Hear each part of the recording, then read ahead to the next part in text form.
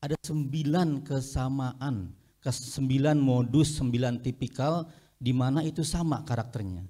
Yang pertama, karakter di kasus AM yang sama dengan peristiwa Oki, Brigadir J di kasus Sambo dan lain-lainnya. Pertama, ada penyangkalan.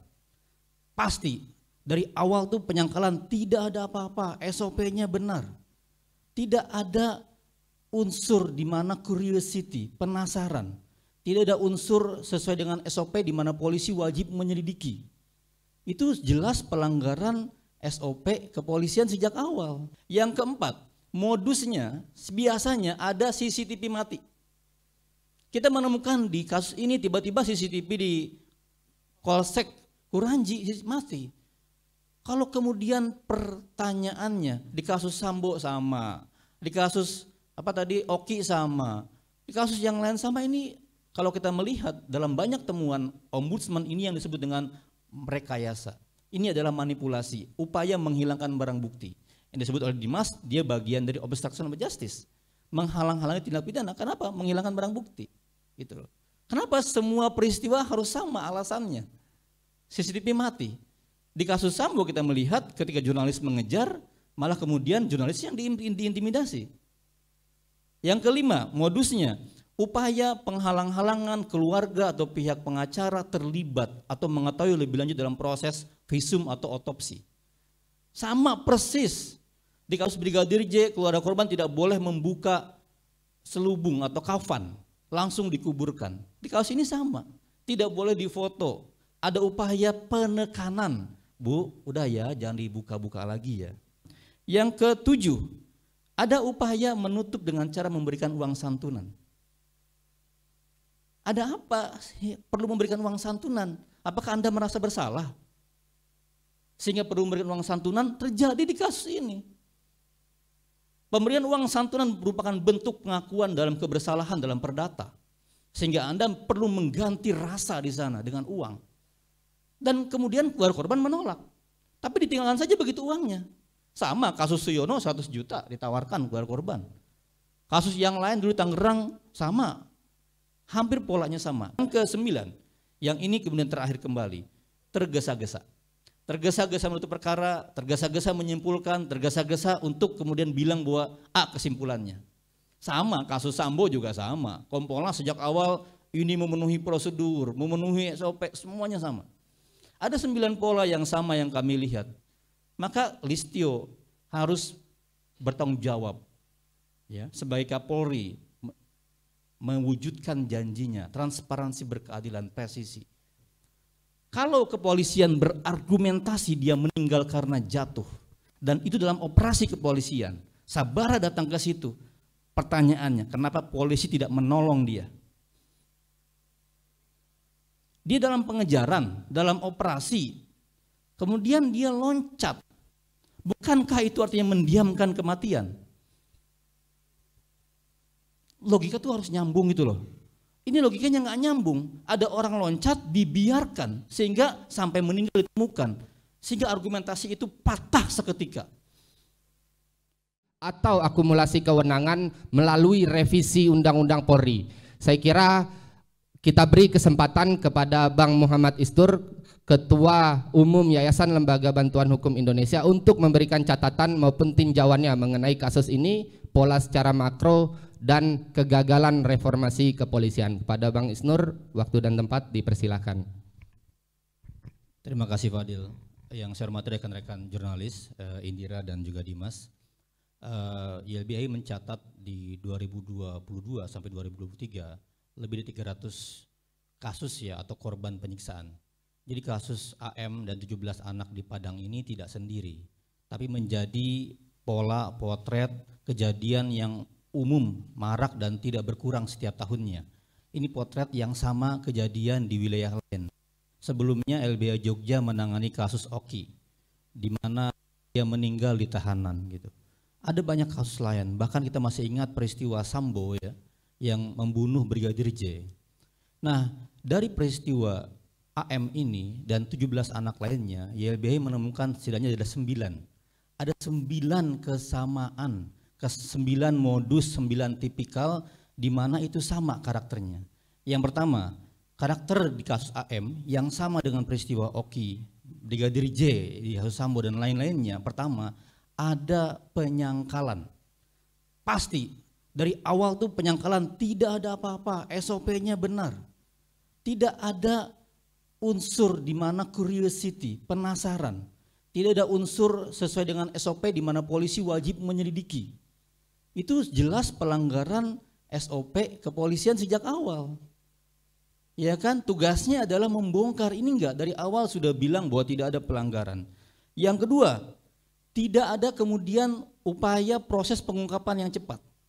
Ketika LBH Padang dan keluarga korban mengadukan ke Polresta Padang, ya, tidak ada kemudian langsung meluncur ke TKP, memeriksa saksi-saksi, berkoordinasi dengan keluarga korban dan LBH Padang, itu jelas tuh.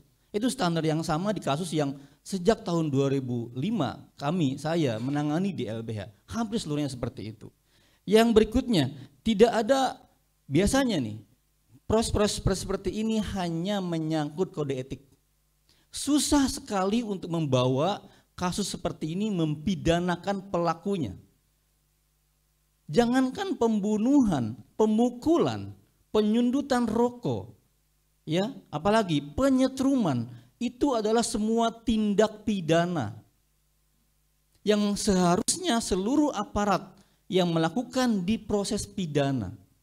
Dan Kompolnas sudah mengungkapkan ada bukti, ada kesimpulan bahwa 17 orang mengalami kekerasan. Pertanyaannya, sudahkah ada SPDP, surat pemberitahuan dimulainya penyidikan yang diserahkan kepada kejaksaan? Sehingga kejaksaan akan kemudian mengkoordinasikan, mensupervisi sejauh mana penyidikan ini berlangsung. Ini penting karena dalam ranah konteks pidana, jaksa lah yang akan melakukan pengarahan sebagai dominus litis. Yang keempat, modusnya biasanya ada CCTV mati. Kita menemukan di kasus ini tiba-tiba CCTV di Polsek Kuranji mati. Kalau kemudian pertanyaannya di kasus Sambo sama, di kasus Oki sama, di kasus yang lain sama, ini kalau kita melihat dalam banyak temuan ombudsman ini yang disebut dengan rekayasa. Ini adalah manipulasi, upaya menghilangkan barang bukti. Yang disebut oleh Dimas, dia bagian dari obstruction of justice, menghalang-halangi tindak pidana. Kenapa? Menghilangkan barang bukti. Gitu loh. Kenapa semua peristiwa harus sama alasannya? CCTV mati. Di kasus Sambo kita melihat ketika jurnalis mengejar, malah kemudian jurnalis yang diintimidasi. Yang kelima, modusnya upaya penghalang-halangan keluarga atau pihak pengacara terlibat atau mengetahui lebih lanjut dalam proses visum atau otopsi. Sama persis di kasus Brigadir J, keluarga korban tidak boleh membuka selubung atau kafan, langsung dikuburkan. Di kasus ini sama, tidak boleh difoto. Ada upaya penekanan, Bu, udah ya, jangan dibuka-buka lagi ya. Di kasus Suyono dulu tersangka terorisme juga sama.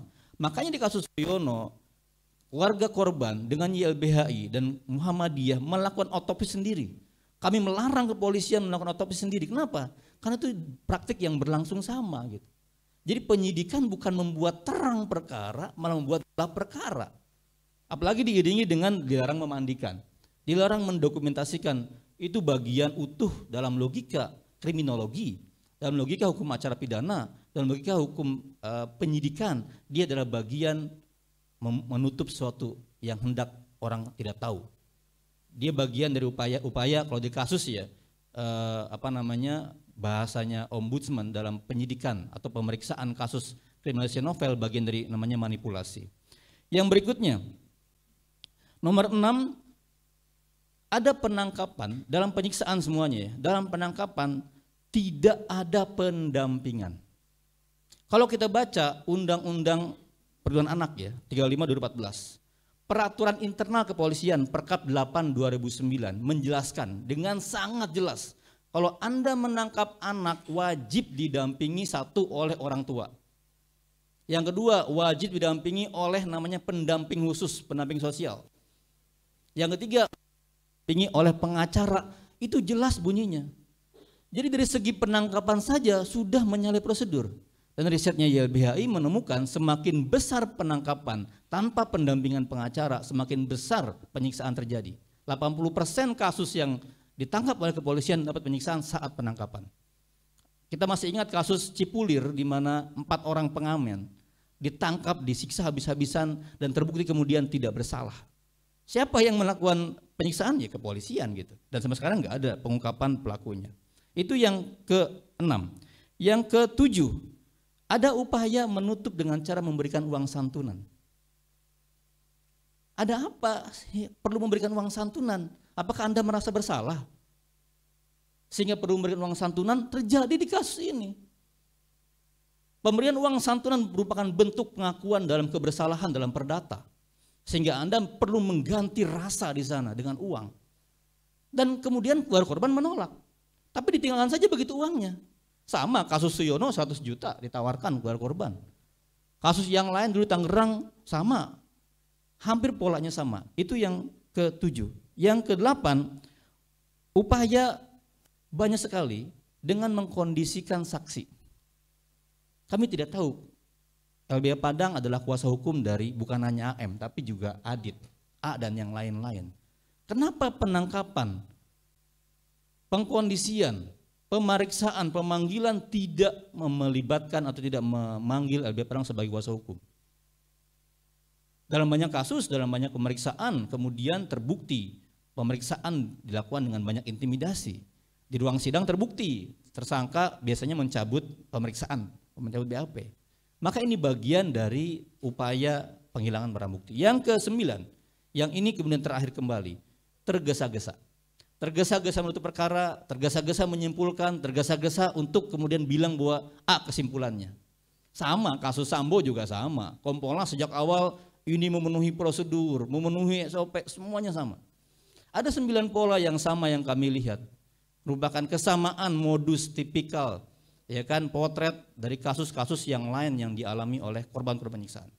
Dan kami perlu ingatkan, Indonesia sejak tahun 98 sudah meratifikasi konvensi anti penyiksaan melalui Undang-Undang 598. Setiap proses penyiksaan wajib dihukum maksimal, apalagi pelakunya aparat. Ya. Nah, pertanyaannya kenapa Kapolda, kenapa Polda kemudian turut melakukan upaya-upaya proteksi kepada aparat di bawahnya? Padahal kan ini kan soal bagaimana ada orang yang melakukan kejahatan, jangan dilindungi dong. Kalau dilindungi berarti kelembagaannya sama gitu. Harusnya Kapolda memeriksa dengan cepat. Jangan sampai ya, atau kemudian kami pada akhirnya meminta ada second opinion. Di kasus Sambo, Kapolri membongkar, mengganti seluruh tim penyidikan. Kenapa? Tidak percaya dengan seluruh tim penyidikan baik di Mabes, di Polda maupun di Polres Jaksel. Pertanyaan yang sama, bisakah kita meminta? Harusnya bisa. Harusnya Pak Listio memberlakukan AM sama dengan Brigadir J.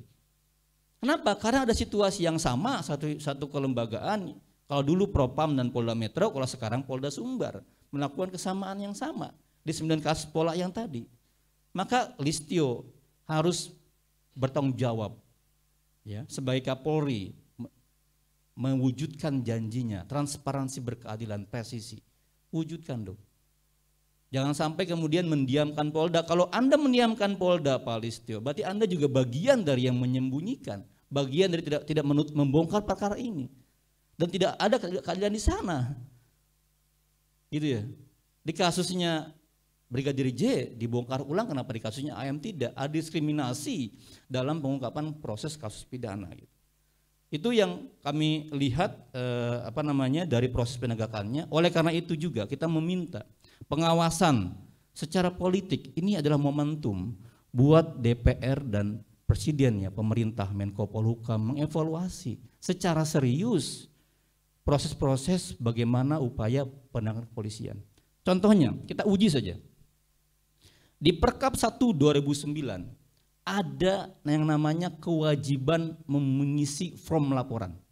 Setiap aparat yang melakukan tindakan-tindakan kepolisian dalam pasal 5 ayat 1 huruf D, E, F menggunakan kekuatan tangan lunak, tangan keras, dan senjata tumpul lainnya wajib membuat form laporan segera setelah selesainya tindakan kepolisian. Di situ diungkapkan di form itu dampaknya apa yang dilakukan, peristiwanya apa. Kan jelas, sekarang pertanyaannya ada enggak? Kalau enggak ada, berarti jelas SOP pertama dalam peraturan Kapolri 1/2009 enggak dilakukan. Pertanyaan berikutnya, yang ketiga dari saya. Kalau kepolisian berargumentasi dia meninggal karena jatuh, dan itu dalam operasi kepolisian, Sabara datang ke situ, pertanyaannya, kenapa polisi tidak menolong dia? Dia dalam pengejaran, dalam operasi, kemudian dia loncat. Bukankah itu artinya mendiamkan kematian? Logika itu harus nyambung gitu loh. Ini logikanya nggak nyambung. Ada orang loncat dibiarkan sehingga sampai meninggal ditemukan. Sehingga argumentasi itu patah seketika.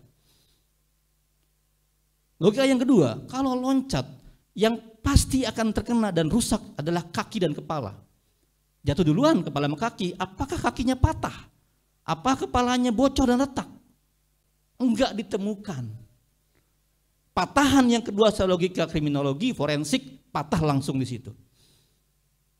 Pertanyaannya, kenapa rusuknya patah 6 biji dan langsung merusak paru-paru? Itu pertanyaannya kenapa? Itu yang perlu dibuktikan. Lebam-lebam tubuh lain kenapa? Harusnya forensik bisa membongkar itu. Dan dalam banyak kasus harusnya forensik eksternal dilibatkan. Karena apa? Karena kalau Polres atau Rumah Sakit Bayangkara bawahan Kapolda. Dia strukturnya direktur. Di bawah Kapolda.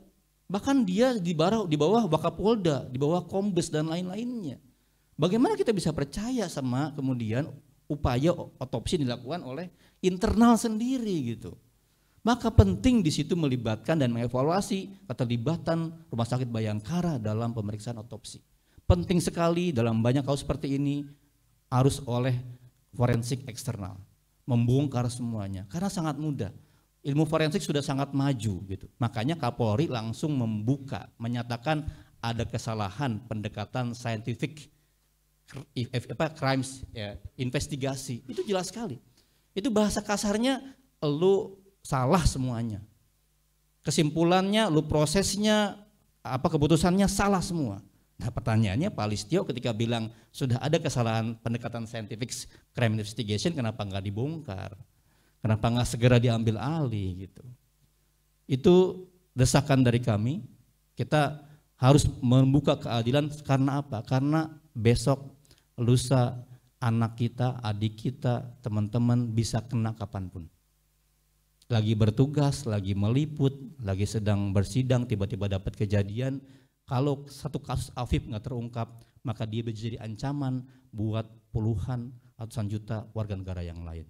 Terima kasih. Wassalamualaikum warahmatullahi wabarakatuh.